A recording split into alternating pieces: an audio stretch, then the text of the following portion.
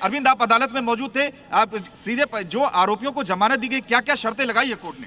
देखिए, सबसे महत्वपूर्ण बात यह कि कोर्ट ने 12 शर्तें लगाई हैं, लेकिन शर्जील और उमर खालिद को कोर्ट ने जमानत देने से इनकार कर दिया है। कोर्ट ने यह कहा है कि इस मामले में जो केस है उसमें शर्जील इमाम और उमर खालिद की तुलना दूसरे आरोपियों से नहीं की जा सकती, यानी उनका केस बाकी आरोपियों से अलग है। इसका क्या आधार था अरविंद, क्या आधार है इसके पीछे, क्या दलील? देखिए, यूएपीए के जो सेक्शन 43(5)(d) है उसके तहत जमानत की सख्त शर्तों का प्रावधान है। उसके तहत कोर्ट को अगर जमानत देनी है तो कोर्ट को प्राइमा फेसी यानी पहली नजर में इस बात से संतुष्ट होना पड़ता है कि आरोपियों के खिलाफ केस बनता नहीं है।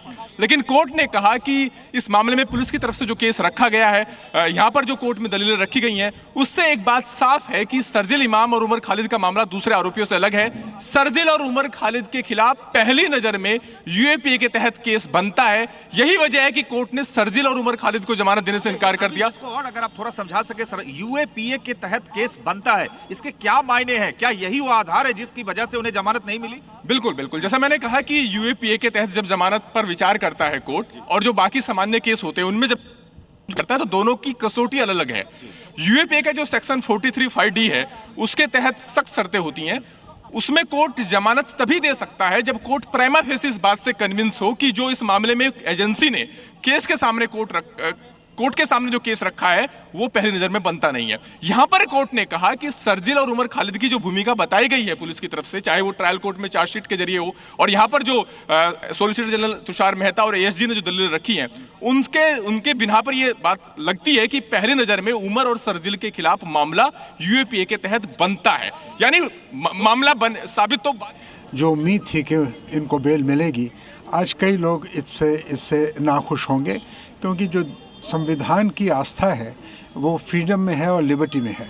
इतना लंबे अरसे के बाद बेल ना मिलना, इससे एक चिंता का वातावरण तो पैदा होता है। लेकिन सुप्रीम कोर्ट ने यह भी कहा है कि कोई 5 साल तक जेल में है, इसका मतलब ये नहीं है कि उनको बेल मिलना चाहिए, और इसी बेसिस पर उन्होंने कहा कि अपराध के ब्याह पे उनको जेल में रखा जा रहा है, बाकी को बेल दी जा रही है। अपराध तो अभी साबित नहीं हुआ, और सुप्रीम कोर्ट के कई ऐसे फैसले हैं जिसमें कहा गया है कि जब एक आदमी बिना कन्विक्शन के लंबे अरसे से जेल में है उसकी रिहाई बेल पर होनी चाहिए। यह भी सुप्रीम कोर्ट के फैसले हैं।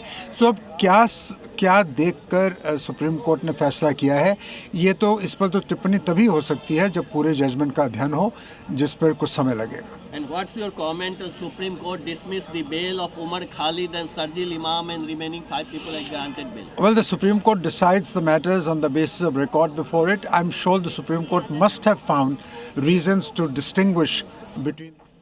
देश को दंगों की आग में झोंकना था, इसका मकसद अंतर्राष्ट्रीय स्तर पर देश की छवि को धूमिल करना था। और पुलिस की तरफ से तो एसजी तुषार मेहता ने यहां तक कहा था कि यह मामला ऐसा है जिसमें दंगों के जरिए एक साजिश रची गई ताकि सत्ता परिवर्तन किया जा सके।